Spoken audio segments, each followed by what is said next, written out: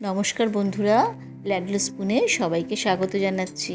আজকের রেসিপি চিকেনের একটা দারুণ মজাদার এবং ভীষণই টেস্টি, যেটা কিনা রুটি পরোটার সাথে ভীষণ জমে যাবে ডিনারে, এরকম একটা চিকেন কষার রেসিপি নিয়ে এসেছি। এইভাবে চিকেনটা বানালে বন্ধুরা আমার মনে হয় বাড়ির প্রত্যেকে কিন্তু আবার বানাতে বলবে। এই চিকেনটা রান্না করার জন্য আমি নিয়ে নিয়েছি সর্ষের তেল, যদিও এই রান্নাটা কিন্তু ঘিতেই সবচেয়ে বেশি ভালো হয়। নিয়ে নিয়েছি তার মধ্যে 2 চামচ ঘি, দিয়ে দিচ্ছি তাতে 1 চামচ আদা বাটা। আমি এটা থেতো করে নিয়েছি, আপনারা বাটাও দিতে পারেন। দিয়ে দিচ্ছি রসুন বাটা 1 চামচ, দিয়ে 1 মিনিট মতন আমি একটু নাড়াচাড়া করে নিচ্ছি আদা রসুন বাটাটা।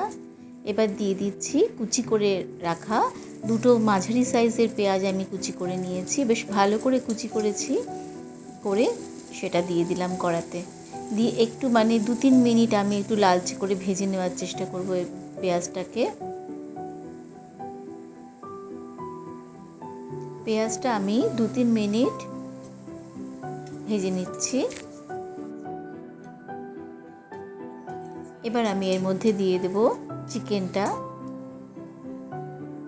একটু পেঁয়াজটা যখন রঙটা চেঞ্জ হয়ে এসেছে সেই সময় দিয়ে দিতে হবে চিকেনটা। এইভাবে চিকেনটা একবার রান্না করে দেখুন বন্ধুরা, আমার মনে হয় বাড়ির সবাই কিন্তু খুবই পছন্দ করবে। দিয়ে দিলাম চিকেনটা, দিয়ে আমি একটু হাই ফ্লেমে রেখে দিয়ে ঢাকা দিয়ে 5 থেকে 7 মিনিট মতন আমি চিকেনটাকে রান্না করে নেব।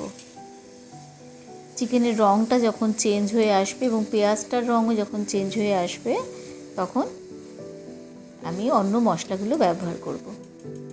আমাদের রান্নাগুলো ভালো লাগলে বন্ধুরা আপনাদের কাছে অনুরোধ করছি চ্যানেলটাকে সাবস্ক্রাইব করার জন্য, কমেন্টস ও লাইকও আপনাদের কাছে আশা করছি। আর নিচে থাকা বেল আইকনটাতেও ক্লিক করে দেওয়ার জন্য আপনাদের কাছে অনুরোধ জানাচ্ছি। এইভাবে বেশ কিছুক্ষণ আমি চিকেনটাকে রান্না করে নিতে হবে।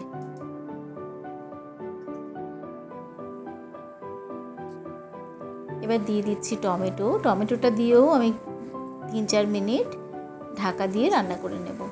এখনও আমি কিন্তু হাই ফ্লেমেই রান্না করছি।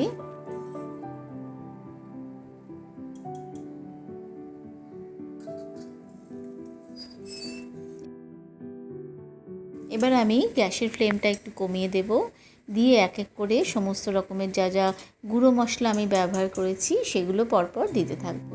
প্রথমে দিয়ে দিলাম 1 চামচ ধনে গুঁড়ো। এবার দিয়ে দিচ্ছি কাশ্মীরি রেড চিলি পাউডার, কারোর ইচ্ছে হলে শুধু রেড চিলি পাউডারও ব্যবহার করতে পারেন।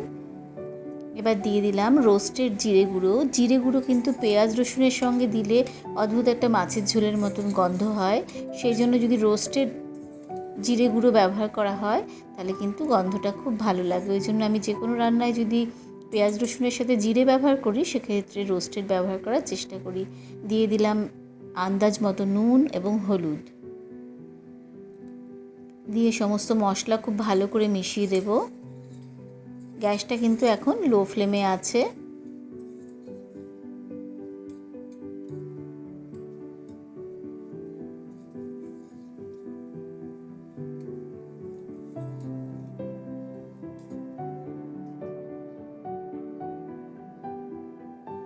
দেখুন অনেকটা কষানো হয়ে গেছে মশলাগুলো। এবার দিয়ে দিচ্ছি 3-4টে কাঁচা লঙ্কা, এটা আপনাদের স্বাদ অনুযায়ী দেবেন।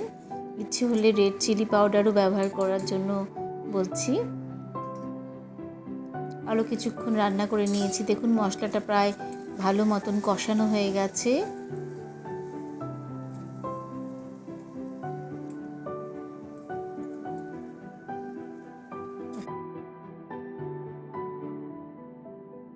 চিকেনও আমার অনেকটা রান্না হয়ে এসেছে। চিকেনের শুরুর দিকে ফ্লেমটা হাই রাখলে চিকেন খুব সহজে রান্না হয়ে যায়। এবার জল ঝরিয়ে রাখা দই দিয়ে দিচ্ছি, একদম লো ফ্লেমে রেখে এবার এই দইটাকে আমি ভালো করে মিশিয়ে দিচ্ছি।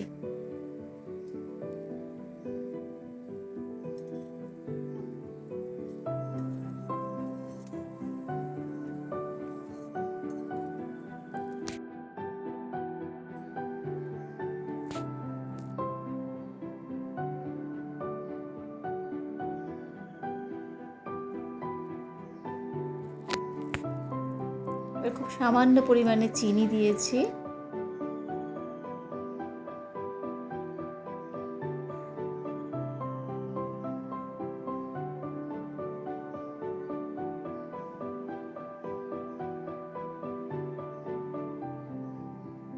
এই চিকেনের কিন্তু কষানোটা সবসময় ভালো করে করতে হবে বন্ধুরা।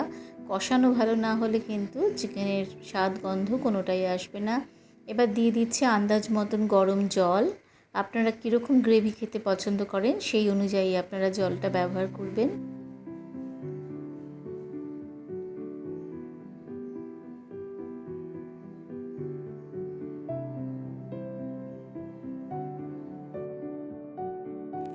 এবার দিয়ে দিচ্ছি রোস্টেড কসুরি মেথি আর গরম মশলা।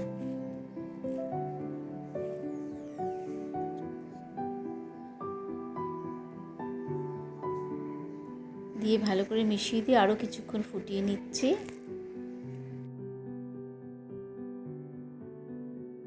দিয়ে দিলাম 1 চামচ ঘি।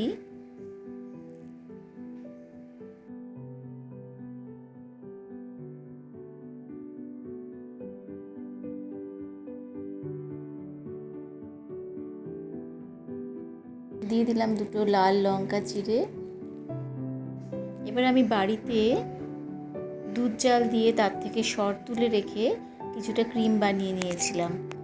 সেটা আমি মিক্সির মধ্যে দিয়ে ঘুরিয়ে সেটাকে ক্রিম তৈরি করে নিয়েছিলাম। এবার সেই ক্রিমটা ওপর থেকে দিয়ে দিচ্ছি। দিয়ে এবার ভালো করে চিকেনটার সাথে মিশিয়ে ঠিক মিনিট খানেক ফুটিয়ে আমি চিকেনটাকে রান্নাটা কমপ্লিট করব। দিয়ে আরও মিনিট খানেক এটাকে ফুটতে দেব। দেখুন চিকেনের তেলটা বের হয়ে এসেছে। এবার উপর থেকে কিছুটা ধনেপাতা কুচি ছড়িয়ে দিয়ে এটাকে আমি রান্নাটা কমপ্লিট করছি। আশা করছি আপনাদের ভালো লেগেছে। ভালো লাগলে একটা লাইক দেবেন এবং দেখা হচ্ছে পরবর্তী কোনো নতুন রান্নায়।